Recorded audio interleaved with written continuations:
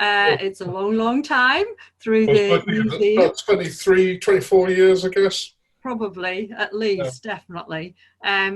We've done various things together, from Union of the Crowns and the infamous trebuchet with the melons, flying melons, to Berwick 900 and the 1715 rebellion, loads of things, and obviously Heritage Open Days as well, because Jim is one of the steering group, like myself.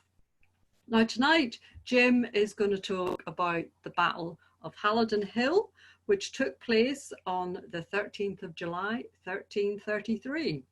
And in the conflict, this pitted the newly enthroned Edward III of England against a mighty Scottish host. Now, I must admit, this isn't a period of Berwick's about, so I'm really looking forward to hearing what Jim has to say tonight. So I'll just hand over to Jim and let him take over from there. And as we said, there will be questions at the end. So it's over to you, Jim.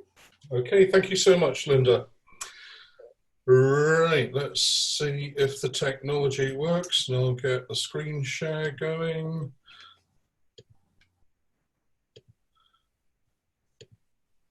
Right, hopefully everyone can see this and hear me okay. Of course, I realise I'm doing this in sort of full screen mode. So if you want to, you might want to sort of move the sidebar of pictures of us down out of the way so you can see the pretty graphics better. Right, so the Battle of Halidon Hill is actually, I must have given you a typo in the information or something. It's the 19th of July, 1333. All right. Sorry. It's quite all right, that's why you're here. Arguably, it's one of the most important battles in British history. So what I hope to do in this talk is rattle through the brief history of Berwick's defences up to this event, describe the battle, and talk about the consequences. So hopefully this works. So I think, first of all, it's whenever I give these talks, it's a good idea to give a quick overview of Berwick before the battle. So there's a nice map of Berwick, and it's important to realise that Berwick's on a peninsula between the River Tweed and the North Sea. There's unverifiable mentions of Berwick as early as 833 AD, but all we can say is that by the 11th century, Berwick was probably in existence in some form. And it's important to understand that in the middle of the 13th century, Berwick was one of Scotland's most important towns, being the closest port to Europe. Much of Berwick's wealth came from the export of wool and barley that came from the border abbeys in the Tweed Valley, like Melrose here. And it would have been extremely cosmopolitan. This is a painting I did showing what the port might have looked like before all the walls were built, with the river actually going up to Bridge Street. Merchants from all over North Europe were in town, certainly the Flemish, and there were merchants from Cologne in town. And it might seem hard to believe, but it was arguably the most important town in Scotland. It grew very prosperous during the reigns of Alexander II and III, and he spent a considerable amount of his time in Berwick. More money was said to be raised at Berwick than almost every other Scottish town put together. And at the end of Alexander III's reign in 1286, the revenue gained was £2,190. To put that in perspective, it said that was equal to a quarter of all the money raised by the English treasury. So this then was the incentive for the Scots, but for the English, in all the toing and froing, it's not like it's a piece of no man's land. For the Scots, there's this financial incentive to get their mitts, help to keep Berwick. But for the English, it's completely different. For the English, it was a foothold in Scotland. Once north of the Tweed, there was no major natural barrier before Edinburgh and Stirling. Thousands of tons of foodstuff were being shipped to Berwick from places like Newcastle and Hull, then being sent to castles within Scotland under English control. Now, we could say that the story starts way back in 1218 when the Scottish king Malcolm II defeated Uhtred, king of Northumbria, at the Battle of Carron, thus making the River Tweed the border between the fledgling Scotland and Northumbria, and thus defining Berwick as being Scottish. The earliest known fortification in Berwick is the castle. Here it is up at the railway station in modern Berwick. And if you want to know more about the castle, please watch the film I've made about it for Berwick Heritage Open Days. Berwick Castle was situated on an isolated hill and south of a now lost village called Bondington, north of the area the town may then have occupied. It would have given excellent views both up the river and down to the port. The castle was built after the town had been established, though not mentioned until 1165. It was probably built between 1113 and 1124, or shortly thereafter. King David I of Scotland, he came to the throne in 1124. Before that, he was Prince of Cumbria, which was basically the borders region, and he set up Berwick as being one of his centres of operation. And because the castle is so far from the town that we know it now, this often led to a sort of disconnect, if you like. So sometimes in all the toing and froing, the castle could be taken, but not the town, or vice versa. The golden age of Berwick came to an end when Alexander III died in a riding accident in Fife in 1286. There being no male heir, cutting a long story short, 13 noblemen put their names forward. The hearings to decide who should be the next King of Scotland was known as the Great Cause. And who should be chosen to be adjudicator of this? Why, Edward I, who made a point of reminding everybody who, in his mind at least, was really in charge of Scotland. And at Berwick Castle in 1292, Edward chose John Balliol as the new Scottish king. But his later refusal to pay homage to Edward led to the English invasion of Scotland, starting with Berwick in 1296. Edward stayed for a month. He ordered a ditch to be dug 80 foot wide and 40 foot deep on the north and east sides of the town, and a stone wall to be built encircling the town. And again, if you want to know more about this, please check out the film I made From Ditch to Bastion on the Heritage Open Days website. Throughout the early 14th century, the wooden palisades surrounded the town was replaced by stonework. Eventually, there would be 15 towers and 6 principal gateways. In 1314, Robert the Bruce routed the English at Bannockburn and finally took Berwick in 1318 after a guard, Peter de Spalding, was bribed for £800. He set about raising the walls to a height of about 30 foot. Eventually, they would have looked something like this at Conway. Edward II amassed an army of men throughout England and Wales, and in September 1318 attacked the town from the north, but was unsuccessful.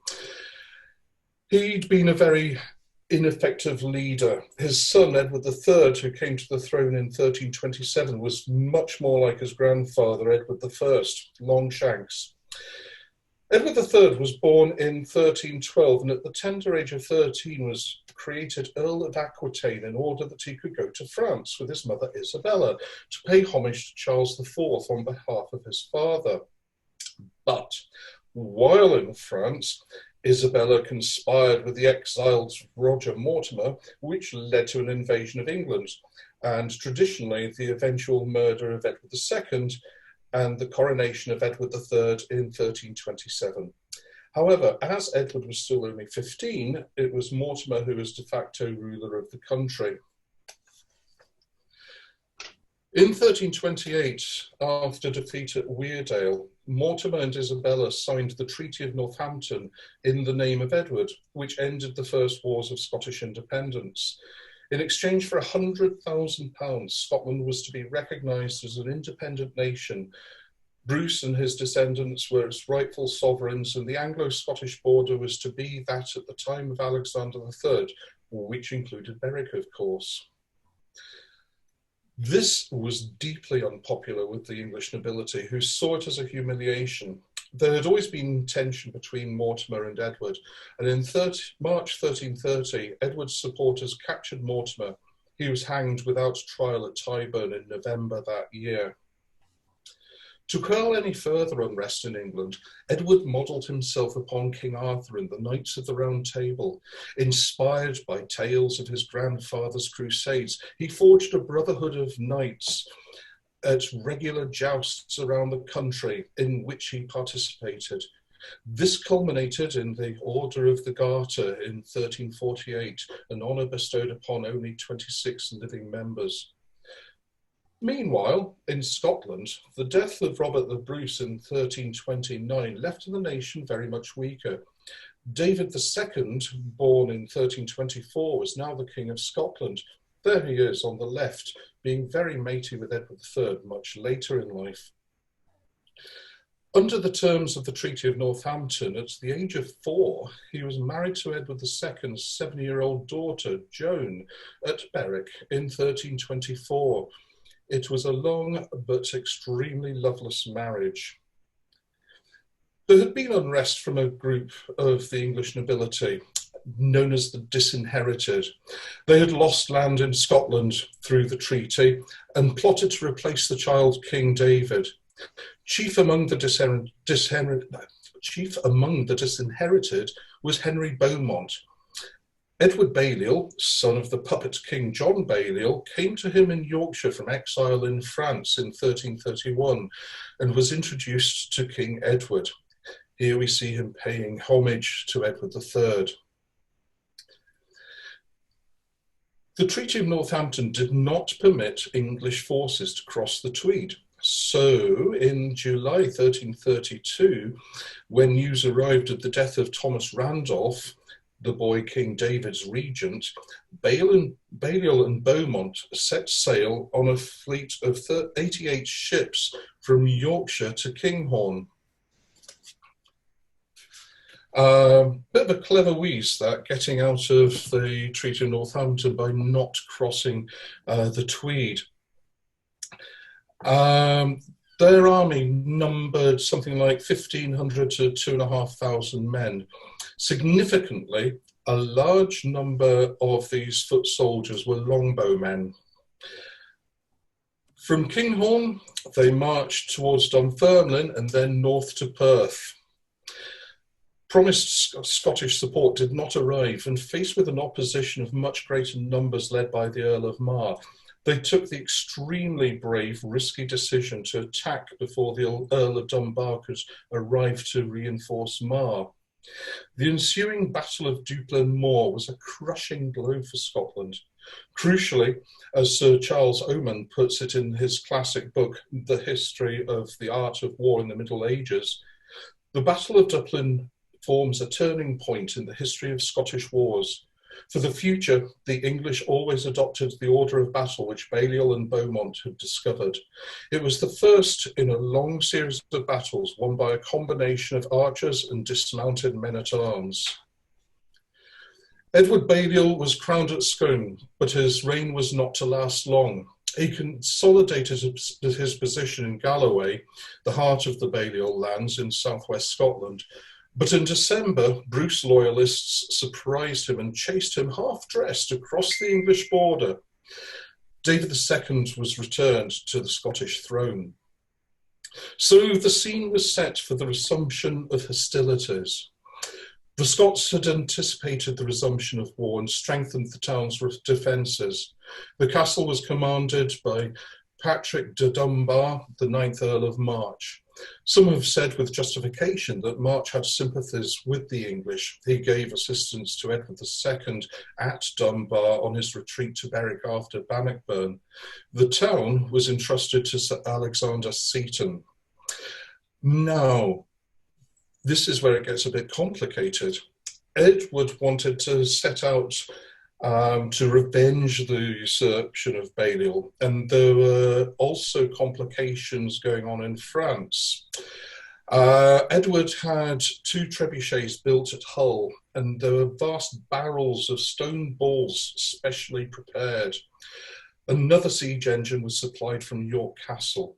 These were duly shipped to Berwick aboard the Grace de Jeannette and the Nicholas, with 691 specially carved balls packed in the barrels, as I said. Other supplies were sent ahead from Newcastle. Balliol and the other disinherited nobles crossed the Tweed near Roxburgh, near Kelso, on March the 11th, and advanced towards the Tweed, towards Berwick. The siege of the town commenced on the 4th of April, 1333, led by Edward III's uncle, Thomas of Brotherton, and Lord William Montague, who was one of the nobility who rescued Edward III from Mortimer's clutches originally. Another interesting figure was one John Crabbe, a Flemish pirate turned mercenary siege engineer. He'd been captain of Berwick Castle, working for the Scots, and thwarted Edward II's siege in 1318. He'd been captured by the English and now used his insider knowledge of the defences to aid their assault. The English encamped on the north side of the river, probably in the vicinity of Bondington. A 15th century chronicle known as The Brute describes the scene.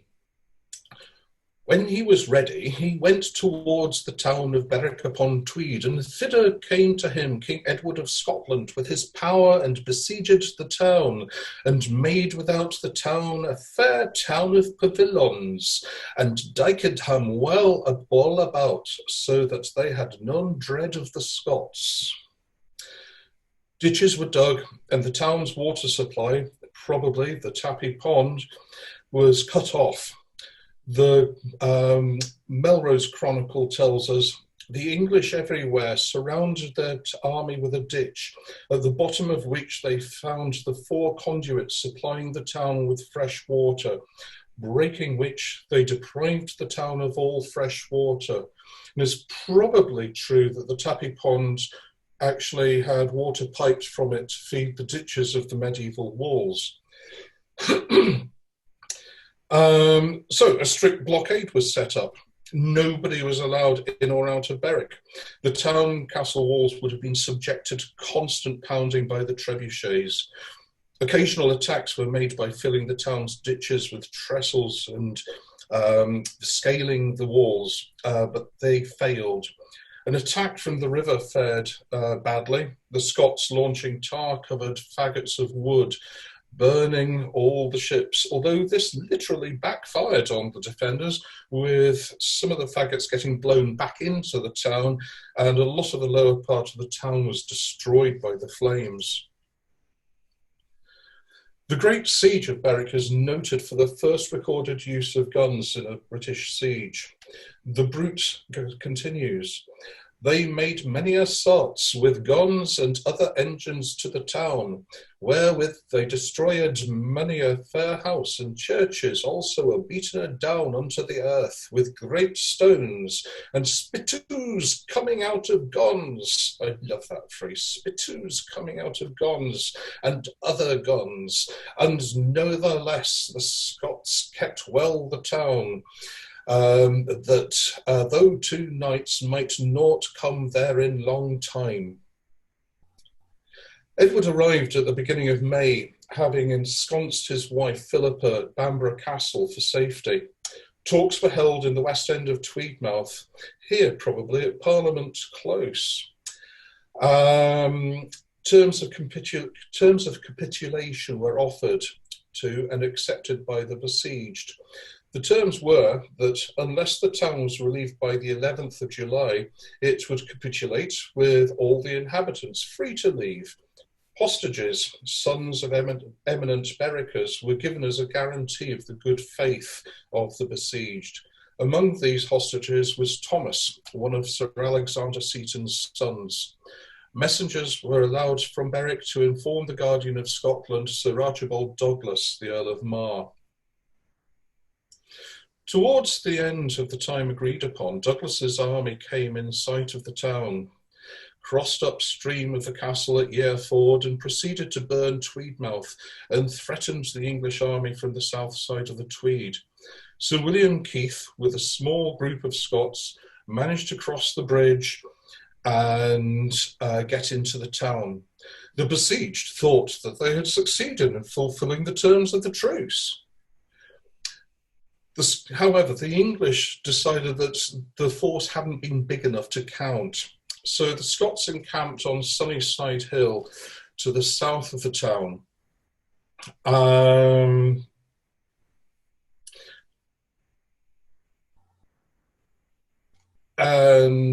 They basically threatened the English that they were going to lay waste to Northumberland if the siege was not lifted. Edward was not intimidated, and Douglas proceeded south to besiege Bamborough Castle, where Queen Philippa was being kept, supposedly for her safety. Sir William Keith was Seton's superior and took over the governorship of the town. Edward had other ideas as to whether Keith's band amounted to this relief party, and when the time of the truce was up, he threatened Thomas Seton with death unless the town was immediately given up. Now, two of Sir Alexander Seton's sons had already been lost.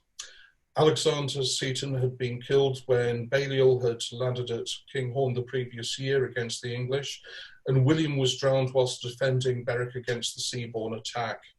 Legend has it, indeed, it has been given a tragic and heroic twist, that Lady Seton implored her husband not to surrender the town. "I can always give you more sons, but you can never regain your honour." This is unlikely, as Keith was in charge. Seton's son was hanged. Where is uncertain. Local law has it that he met his death at Hangerdyke Nook, on the south bank of the Tweed, just upstream of the railway viaduct. But I've always had my doubts about this, as the English were on the north side of the river, the Scots on the south. It may well have been nearer the North Road Castle Terrace junction at a site later known as Gallows Now, which was where criminal hangings used to take place. The other hostages were to be dispatched over the next few days. New, more specific terms for a settlement were drawn up.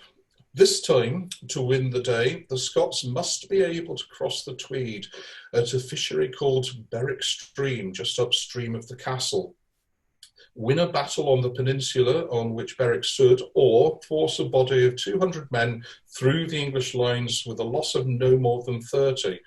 If they were not successful by the 20th of July, the English would allow those who wished to leave the town to do so with all their belongings. That's the whole thing about chivalry. It's all very polite before the bloodshed. Word was sent to Douglas, who was by now marauding the countryside around Morpeth. He returned north and crossed the river near Duns. Their movements were watched by 200 English troops. A further 500 were deployed as a rearguard to keep watch on the castle and town, and the remainder were relocated to Halidon Hill, which is the name of Halidon Hill. It's fascinating. Came across this in an 18th century record. It comes from the hallowed down, probably referring to the proximity of the Cistercian nunnery at Bondington. It was dawn on the 19th of July when the Scottish army moved from Duns eastward along the route that is now the B6105 towards Fulden Hill and emerged at Witches Now, then known as Botol. By noon, English scouts had spotted the Scottish army, and Edward arranged his 9,000 troops in 3 divisions.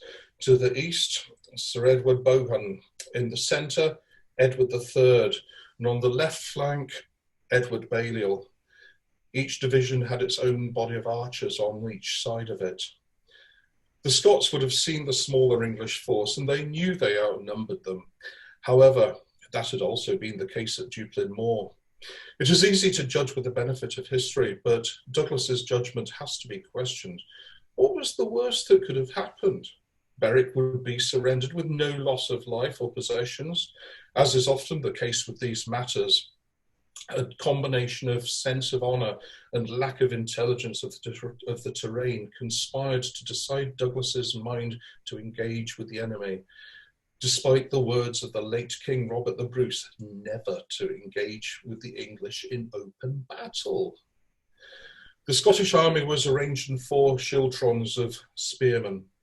The first was led by John, Earl of Moray, the second by Robert Stewart, and the third by the Earls of Ross, Sutherland and Strathern, and bringing up the rear, Sir Archibald Douglas.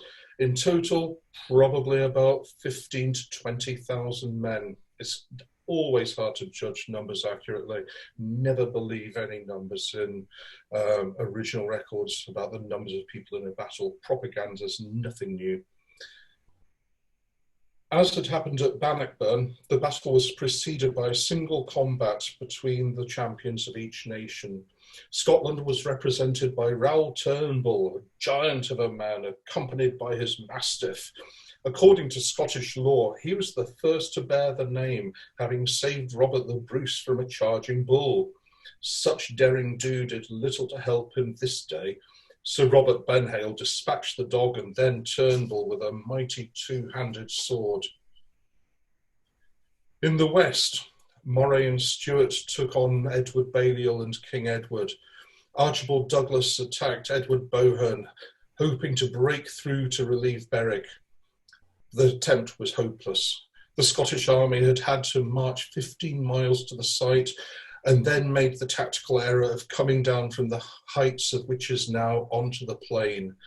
Modern agriculture has drained the land somewhat, but one of the farm names gives a clue: Bog End. The Scottish army got severely hampered by the quagmire. Meanwhile, the English, who had been resting in their position long before, remembered the lessons of Duplin Moor. Their relatively new secret weapon, the longbow, came into play. Volley upon volley upon volley of arrows rained down upon the Scots, leaving any formation they may have had in total disarray. The Scots would have been tired by the muddy terrain, and when one goes to the flat terrain of Bog End, you can see how it would literally have been an uphill struggle for them to then reach the English position on top of Halidon Hill. There it is, viewed from the north. We don't often see that. To give you an idea of what it would have been like, here's a little computer simulation. The English archer would have been trained to loose 3 arrows a minute at least. 1 in the bow, preceded by 1 in the air, preceded by 1 in its target. So if you've got a body of, say, 1,000 archers, that's 2,000 arrows a minute coming at you. It's said that the shooting was so intense that many Scots turned their faces away as if walking into a storm of sleet. The Lanercost Chronicle reported, "The Scots who marched in the front were so wounded in the face and blinded by the multitude of English arrows that they could not help themselves, and soon began to turn their faces away from the blows of the arrows and fall." Another description of the situation describes men taking cover from the onslaught of arrows behind their comrades. King Edward was the first to wade into the fray in hand-to-hand combat. The Scottish schiltrons in complete disarray thanks to the archers.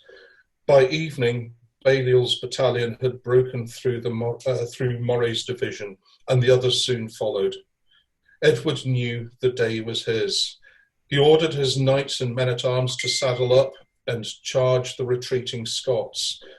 Douglas had commanded his men no prisoners be taken, and now they could expect no mercy from the young English monarch. As the brute puts it, Their men might have seen the doughtiness of the noble King Edward and of his men, how manly they were in pursuit of the Scots who ran in dread, and their might have seen many a Scottish man cast down onto the earth, dead, and their banners displayed and hacked to pieces, and many a good hauberk of steel bathed in their blood, and many times the Scots regrouped in companies, and every time they were defeated. There were some pockets of bravery. The Earl of Ross and his contingent fought to the death. King Edward gave the order for his cavalry to charge, and the English pursued the retreating Scots for 5 miles to Ayton and beyond. Edward knew the day was his. He ordered, Among the Scots nobility to have been killed that day were Archibald Douglas, John Campbell, the Earl of Athol, Alexander Bruce, the Earl of Carrick, Malcolm, Earl of Lennox, Kenneth of de Moravia, Earl of Sutherland, and Hugh, Earl of Ross. Basically, anyone of any standing that hadn't been killed at Duplin Moor the previous year. And I say it's always difficult to say how many fought and died in these battles, but it's certain that Scottish casualties ran into the high thousands. By contrast, and showing more than anything the unevenness of the odds stacked against their favour, the English lost only a handful of men. The Brute gives Scottish casualties of 30,000 and the English of 7. Now, that has to be an exaggeration on both sides, but you get an idea of the complete decimation. News of Halidon sent shockwaves across Scotland. In England, the victory brought a great boost to the morale of the nation. Bannockburn had been finally avenged. The young King Edward had proved himself in battle, thus consolidating his position throughout Europe. There were many poems and songs written in celebration. The English poet Lawrence Minot was exultant. A little fro that foresaid town, Halidon Hill, that as the name, there was cracked many a crown of wild Scots and Arls of Tame. There was their banner borne all down. After Halidon, most of Scotland's natural leaders were dead, and the few that remained were in hiding. Scotland was prostrate. It was said at the time that the English victory had been so complete that it marked the end of the Northern War. 5 years after the battle, the English chronicler Adam Muirmouth wrote, "And so men freely declare that the Scotch wars had been brought to their close, that nothing remained of the Scotch nation that was willing or able to defend or govern itself." Of course, history shows that that's not quite the case. Balliol proceeded north, declared himself king once more, and restored lands in the borders to the disinherited by reversing all territorial grants of the Bruce. In doing so, of course, though, he dispossessed a whole new generation of Scots nobility, and that ensured continuing conflict. Edward III, strangely, it seems, did little to exploit his success after Halidon Hill. He really didn't bother with Scotland too much. His attention now turned to France, and thus began the 100 Years' War. The longbow had proved its worth and was to be a major weapon in the English armoury until the musket was developed. And yet here is an irony. For all Edward's promotion of the chivalric code, it was he, arguably more than anyone, who brought about its downfall by seizing upon this new technology of gunpowder and cannon. And Berwick? Well, between 1318 and 1333, it was one of the last periods when the Scots would hold Berwick for any length of time. The town would exchange nationality a further 8 times before Richard, Duke of Gloucester, took it for the last time in 1482. But that's another story. Thank you very much, everyone. Thank you, Jim. That was fascinating. Try and get out a screen share. I'll let you do that first. So, I thought I've certainly knew a lot more about the Battle of Halidon Hill than I did when I started. There was one thing there that you said which I thought was really interesting. The boggy land, which was the undoing of the Scots. If you just think that's exactly the same thing that happened at Flodden in 1513. Absolutely. They didn't learn, did they? Actually, I kept that in. I'm not entirely sure that Bog End is called Bog End because of that. It certainly is very marshy. It obviously was very marshy. Yeah. But when I was researching something or other up in your lovely record office, I discovered, no, it wasn't. I think it's actually the 1806 directory. It's Bogue End. Belonged to the Bogue family. Oh, right. Okay. So I think it could be a corruption of that. Anyway, let it pass. It's still let it pass. A muddy place. Yeah. So please all start to send your questions in. I think how we'll do it is I will ask people to ask their questions themselves. So if I say your name, if you'd like to take yourself off mute to ask your question. So I think the first question is going to be from Elaine Mallory. So Elaine, would you like to unmute yourself? Maybe put your video on as well and ask Jim a question. Yeah. Oh, hi, Jim, and thanks. That was absolutely fascinating. Worth missing the cricket for? Well, I'll get back to the cricket. We've probably won by now. Yeah, I was really interested in lots of the paintings that you put up, but you kind of, especially that one of the kind of King Arthur, you know, when you were sort of saying, oh, it was modelled on King Arthur. But I wondered who the artists were, because you kind of whizzed through, and I really wanted to know the provenance of the sources, some of the quotes as well. They were really good, but I think, oh, that was good. Who painted it? Who said that? Probably, a lot of the paintings, especially towards the end, they've got nothing to do with Halidon Hill at all. They're just pretty pictures that I thought put up to just make a change, you know, just to show medieval battles and the like.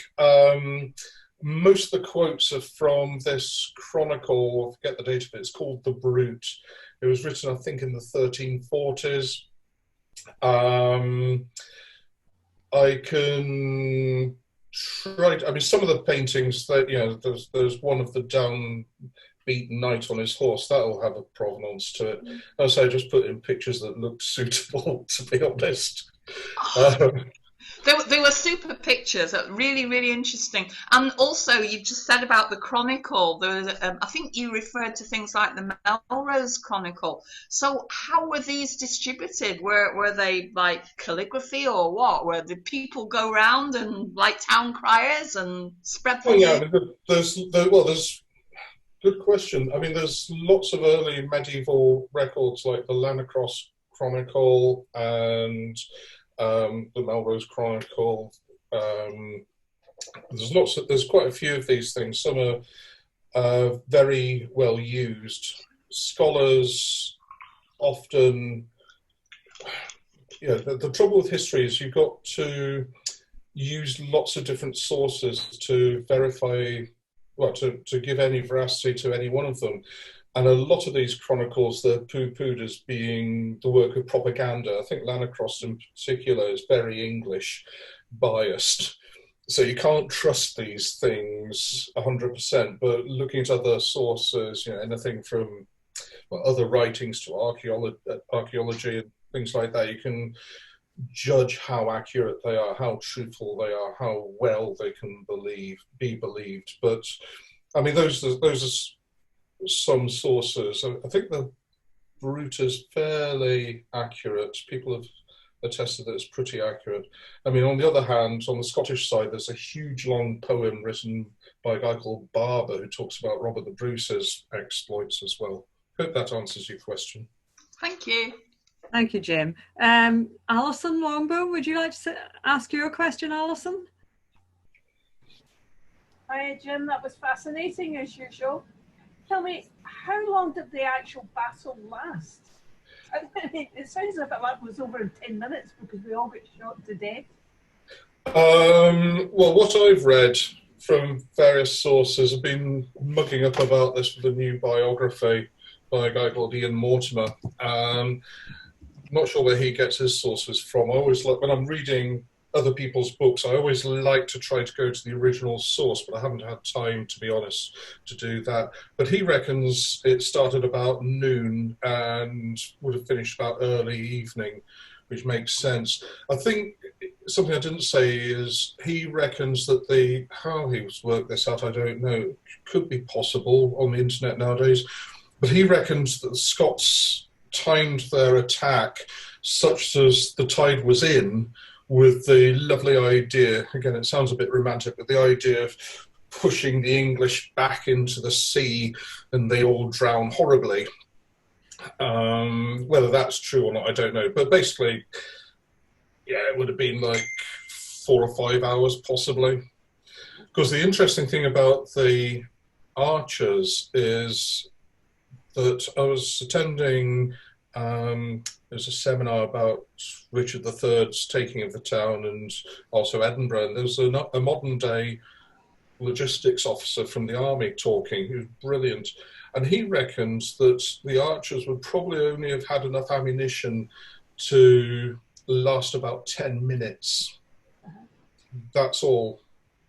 But when you read other accounts, you get the impression there's more. Depends how many arrows. But yeah, standard issue for a longbowman would only give him about 10 minutes of ammunition. And I completely forgot, the last time I gave this talk in the village hall, I was kicking myself because I forgot I have a longbow. And I thought here, I'll just go back a bit so you can see them. These are some longbow arrows. They're about 1 yard long. You can see the length of my arm. I'll come up close to the screen. Hopefully you can see them. This is your standard issue arrow. Nice sharp pointer. People say this is to pierce armour. No, it won't. But it will get through chainmail quite happily. These with the barbs. This is the kind of thing you want to use to take down horses. These are, because the best way, if you've got cavalry charging towards you, the best thing to do is take out the horse, because then you've got the man, man at arms coming down with the horse, or the knight, and then you're probably going to have another couple of people tied up with trying to rescue their knight, and the whole lot of them are probably going to get horribly injured by a very angry horse. So yeah, that's what they're going to be up against. Thank you, Alison. Thank you, Jim. Thank you, Jim. Well, now Paul Anderson has a question. Paul, would you like to ask your question? Yeah, I was fascinated by the single combat taking place before the battle.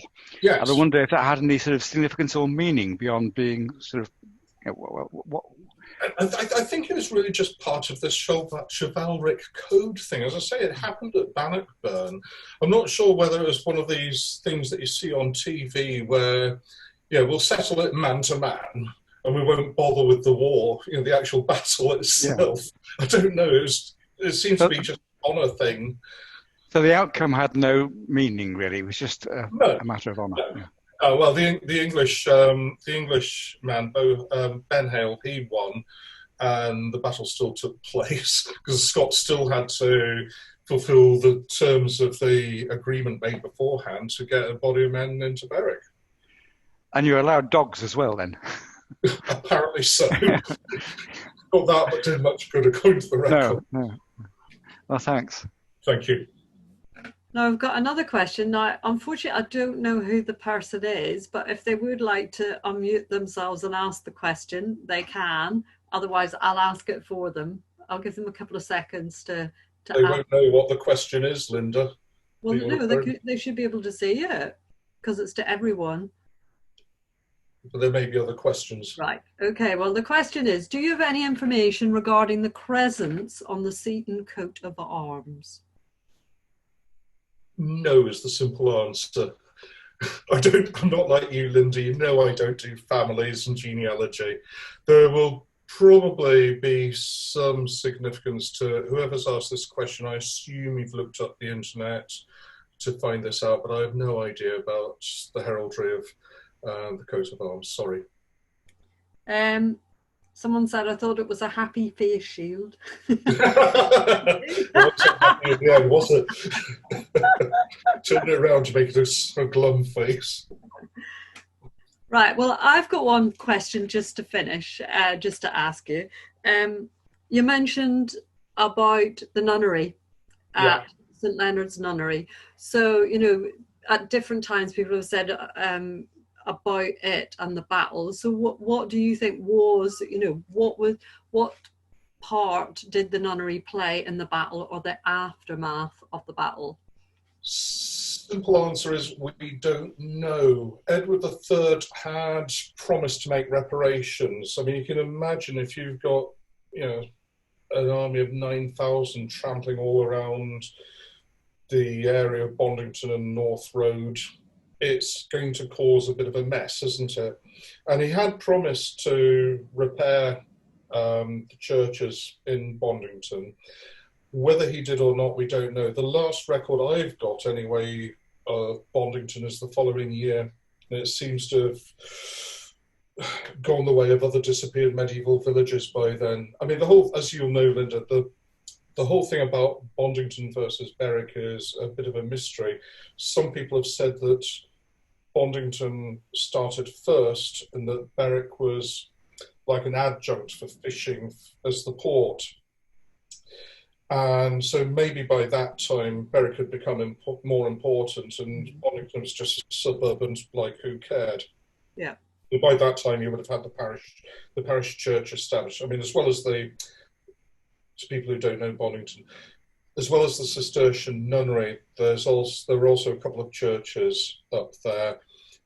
But by the time of 1333, there's a whole load of friaries and the parish church had been established in Berwick. So it may just have not been important enough for anyone to bother sort of keeping going. Thank you, Linda. Right. Now, the question is back, where was the nunnery? Well, I'll answer this. The nunnery, if you look at Castle Terrace, actually there were 3 different churches on there, but the nunnery was the one at the top, if you know where the former army houses were, at the very top of Castle Terrace, before you get to the bypass on the left-hand side, that field, literally the bit beside the road is actually scheduled now because many years ago we did actually do some trial trenches there because we had a Bondington project in Berwick, and actually we did find the remains of some of the buildings. We did prove that that was the site. So basically the bypass goes through part of the nunnery site on Castle Terrace there. And if people go for a walk up Castle Terrace, there's I always forget which churches that is, or no, it's the other one. Well, you've got at Cheviot House, there was the one, and then you've got at 21 Castle Terrace was the other one. If go up, if you're walking up Castle Terrace from North Road, on the left hand side there's an empty plot of land, and there's an interpretation board there about the dig that was done there to uncover a very lovely Anglo-Saxon church where there are various bodies found as well as various skeletons. And there is actually one house that is, one of the villas is still called Bondington as a memory of the village. Yeah. We did produce, if anyone's interested in the record office, we've got 2 reports that we produced on Bondington, putting Bondington on the map on another one, which was the work done well over 10 years ago that we did on the whole of the Bondington area. So if anyone wants to look at that, you know, if they want to book an appointment in the record office, you're very welcome to come in and look at it. Because we took Bondington, yep, that's how Bondington was put on the map, and then there was putting Bondington on the map. And we looked at that site from this time, actually right up to the 20th century, because we looked at it from a modern point of view as well, looking at Castle Terrace, the Meadows, North Road, all that bit as well. So I think we're going to finish there tonight, but thank you very much, Jim. That was absolutely fascinating. Thank you everyone for watching and asking the questions. Luckily they weren't too difficult. Now, if we can we do a quick little advert for some other things that we've got coming up still? On Friday at 5 o'clock, in conjunction with the English Heritage, there is a talk about the smoke drawings in the barracks. They've organised that, and also they're going to show that they've been doing some work with some of the young archaeologists, the Flodden young archaeologists, and they've done a little animation. So it'll be some of English Heritage staff talking about the smoke drawings and their significance, and then there'll be an explanation about the project. So that's on Friday night. From Friday through till Sunday, from 10 o'clock until 6, you can go on your own self-guided walk around Spittal to our secret Spittal event, where the residents of Spittal have been finding out about their properties, and you can either see in their windows or on lampposts information about the properties in Spittal. It's an absolutely amazing project.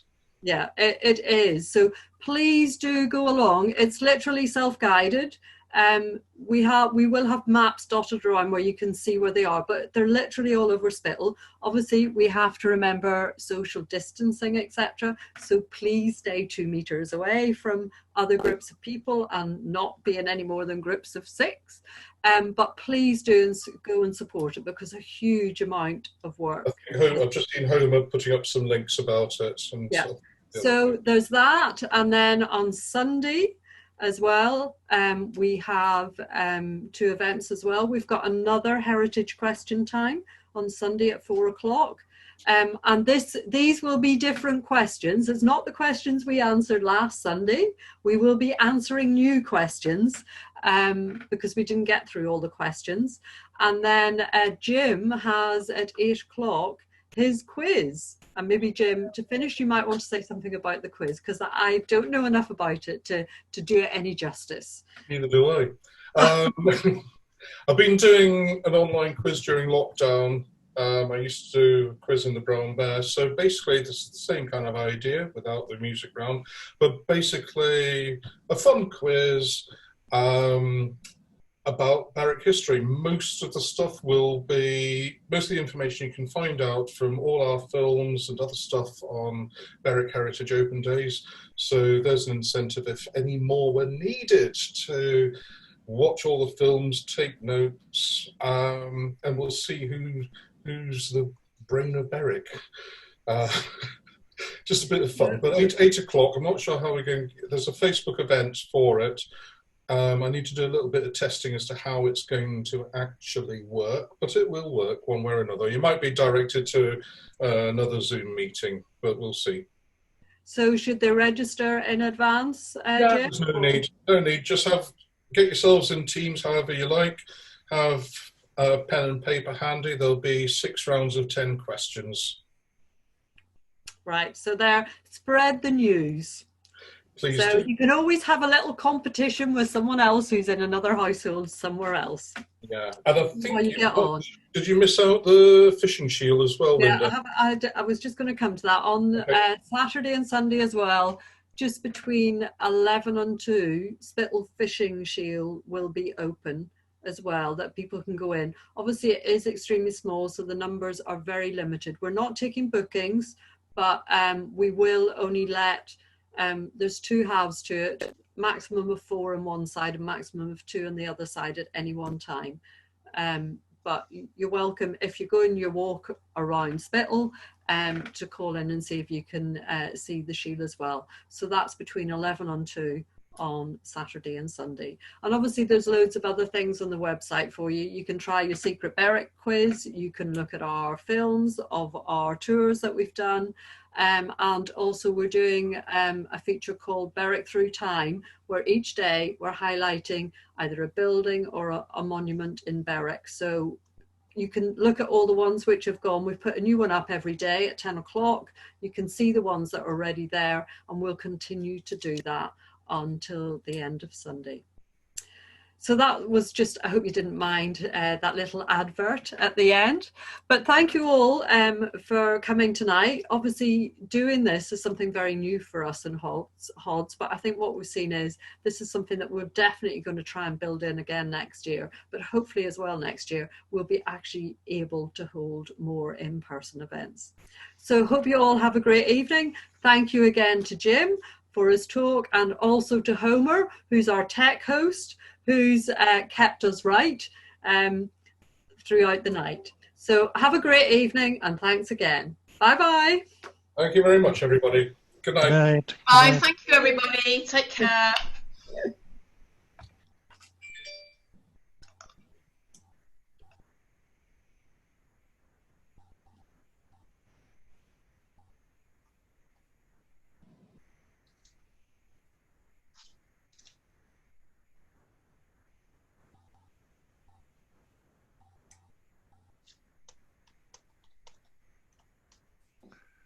So is that everyone gone then, Homer?